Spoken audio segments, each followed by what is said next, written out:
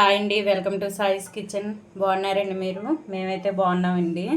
ఇప్పుడైతే క్రిస్పీగా ఉండే బంగాళదుంప పకోడీ చూపిస్తానండి మీకైతే. ఒక 2 మీడియం సైజు బంగాళదుంపలు తీసుకొని చూడండి, ఈ విధంగా కట్ చేసుకోవాలండి. ఈ విధంగా సన్నగా కట్ చేసుకోవాలి. సన్నగా కట్ చేసుకొని ఇదైతే పక్కన పెట్టేసుకుందామండి. పక్కన పెట్టేసుకొని ఇప్పుడైతే ఒక బౌల్ తీసుకుందాం. ఒక బౌల్ తీసుకొని ఇందులో ఈ ముక్కలను అయితే వేసుకుందామండి. ఇందులోని సన్నగా తరిమిన మీడియం సైజు ఉల్లిపాయ అండి, ఆనియన్, ఒక 3 పచ్చిమిర్చి సన్నగా కట్ చేసుకొని వేసుకుంటాను. ఇందులోని చిన్న ముక్క అల్లం తురుమండి, కొద్దిగా కరివేపాకు తురుము, కొద్దిగా కొత్తిమీర తురుమండి, సన్నగా తురుముకొని వేసుకోండి. ఇందులోనే ఇప్పుడైతే ముందుగా ఇది నొక్కినట్టు మొత్తం ఇగుండి ఈ విధంగా నొక్కినట్టు కలిపేసుకోవాలి. మొత్తం కూడా ఈ విధంగా అయితే నొక్కేసుకోవాలి. అలా చేయడం వల్ల మనం ఆనియన్స్ వేసాం కదండి, ఇదైతే ఈ వాటర్ రూపంలో బయటకు వస్తుందండి. అప్పుడైతే బాగుంటాయి. చూడండి ఈ విధంగా. ఇప్పుడైతే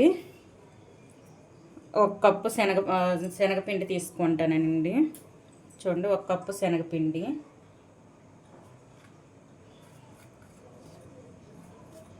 అరకప్పు వరిపిండి అండి, బియ్యపిండి. క్రిస్పీగా రావడం కోసం, ఇదైతే ఆడి రావడం కోసం అయితే వరిపిండి తీసుకుంటాను. ఒక అరకప్పు తీసుకోండి. ఇందులోని టేస్ట్కి సరిపడా సాల్ట్ అండి, టేస్ట్కి సరిపడా సాల్ట్ వేసుకోండి.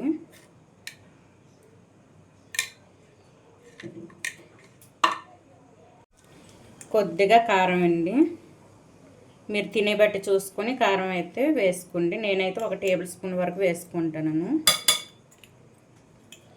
ఇందులో వేడి చేసిన ఆయిల్ వేసుకోవాలండి, 1 టేబుల్ స్పూన్ వరకు. మనం వేడి చేసిన ఆయిల్ అండి, 1 టేబుల్ స్పూన్ వరకు వేసుకుంటాను. కొద్దిగా జీలకర్ర అండి, ఒక 1/2 టేబుల్ స్పూన్ వరకు జీలకర్ర వేసుకోండి. ఇప్పుడు ఈ మొత్తం కూడా కొద్దిగా వాటర్ వేసుకొని కలిపేసుకుందామండి. ఈ మొత్తం కూడా ఒకసారి పొడుగు ఉండేటప్పుడే మొత్తం ఒకసారి కలిపేసుకోవాలండి. అలాగైతే మొత్తం అంతటికీ కలుస్తుందండి. ఇది మనం వెంటనే వాటర్ వేసేస్తే ఒక్కొక్క బంగాళదుంప ముక్కకి కలుస్తుంది, ఒక్కో దీనికి కలదండి. అందుకోసం అని మొత్తం ఒకసారి ఈ విధంగా కలిపేసుకొని వాటర్ వేసుకొని కలిపేసుకోవాలండి. చూడండి, కింద వరకు మొత్తం ఒకసారి ఈ విధంగా కలిపేసుకోండి.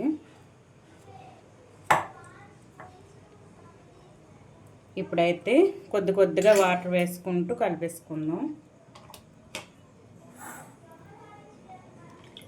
ఈ విధంగా చిలకరించుకుంటూ కలిపేసుకోండి.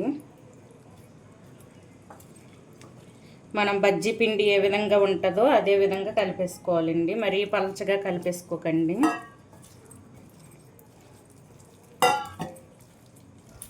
చూడండి, ఈ విధంగా అయితే కలిపేసుకోవాలండి. చూడండి ఈ విధంగా. ఇప్పుడైతే ఇది పక్కన పెట్టేసుకొని ఇగుండా ఆయిల్ కూడా నేను వేడి చేసుకున్నాను.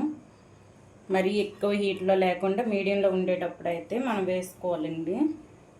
చూడండి, మనకైతే మీడియంగా వేడైందండి ఆయిల్ అయితే. ఇప్పుడైతే వేసుకుందాం. ఈ డీప్ ఫ్రైకి సరిపడా ఆయిల్ వేసుకోండి, తక్కువ వేసుకోకుండా.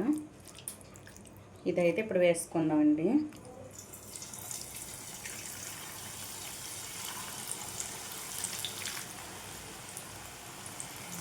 ఈ విధంగా ఆనియన్ పకోడీ కంటే టేస్టీగా ఉంటుందండి ఇదైతే. బంగాళదుంపది ప్యాన్కి సరిపడినన్ని వేసుకోండి. ఫ్లేమ్ అయితే మీడియంలో నుంచేసుకొని వేయించుకోవాలండి. ఎందుకంటే ఇది బంగాళదుంప కదండి, కొంచెం హార్డ్గా ఉంటుంది కాబట్టి ఫ్లేమ్ మీడియంలో నుంచేసుకొని ఉడికించుకోవాలి మెల్లిగా.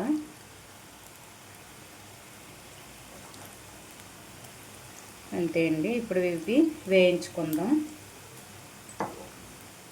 ఇవైతే అప్పుడే కలపకూడదండి. ఇవి కొద్దిగా ఒక 1-2 మినిట్స్ తర్వాత కలిపేసుకోవాలి.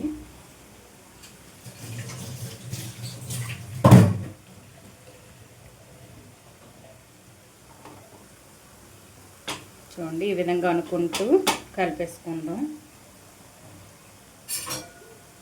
ఇప్పుడైతే మొత్తం ఒకసారి ఇగుండి ఈ విధంగా కలిపేసుకోవాలి.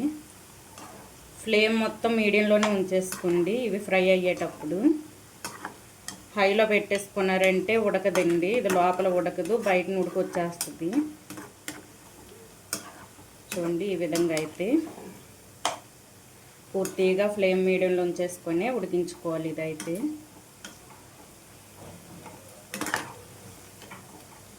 మంచిగా క్రిస్పీగా వచ్చేటప్పుడు తీసేసుకోవాలండి. చూడండి, మనకైతే బంగాళదుంపతో చేసిన పకోడీ అయితే క్రిస్పీగా రెడీ అయింది. చూడండి, మంచి గోల్డెన్ కలర్ వచ్చింది. ఇప్పుడైతే తీసేసుకోవాలండి. కరకరలాడుతూ వచ్చిందండి. ఇవైతే ప్లేట్లో తీసుకుందాం. అప్పుడు ఇదే విధంగా ఇంకొంచెం పిండి ఉందండి. ఇదే విధంగా చేసుకోవాలండి. ఫ్లేమ్ పూర్తిగా మీడియంలో ఉంచేసుకొని చేసుకోవాలి. మామూలుగా మనం ఆనియన్ పకోడీ వేసుకుంటాం కదండి, అదైతే ఆనియన్స్ కాబట్టి తొందరగా అయిపోద్దండి పకోడీ అయితే. ఇది బంగాళదుంప కదండి, అందుకు కొద్దిగా సమయం పడుతుంది. కానీ ఆనియన్ పకోడీ కంటే మంచి టేస్ట్గా ఉంటాయండి ఇవైతే. టమాటా చట్నీతో కనుక, లేకపోతే మామూలు ఏ చట్నీతో అయినా బాగానే ఉంటుంది. చిల్లీ చట్నీతో అయినను. ఇగుండి చూసారా, ఈ విధంగా ఉండేటప్పుడు తీసేసుకోవాలండి. ఇవి చల్లగా అయిన తర్వాత కరకరలాడుతూ వస్తాయండి. మనం తినేటప్పుడు మంచిగా ఉంటాయి. ఇవైతే ప్లేట్లో వేసుకుందామండి. ఇగుండి ఈ విధంగా వేసుకున్న తర్వాత ఇంకొంచెం పిండి ఉందండి, అది కూడా ఇదే విధంగా వేయించి చూపిస్తానండి. చూడండి, ఈ పిండి ఉంది, ఇది కూడా వేసి చూపిస్తానండి. చూడండి, క్రిస్పీగా ఉండే బంగాళదుంప పకోడీ అయితే మనకి రెడీ అయిపోయిందండి.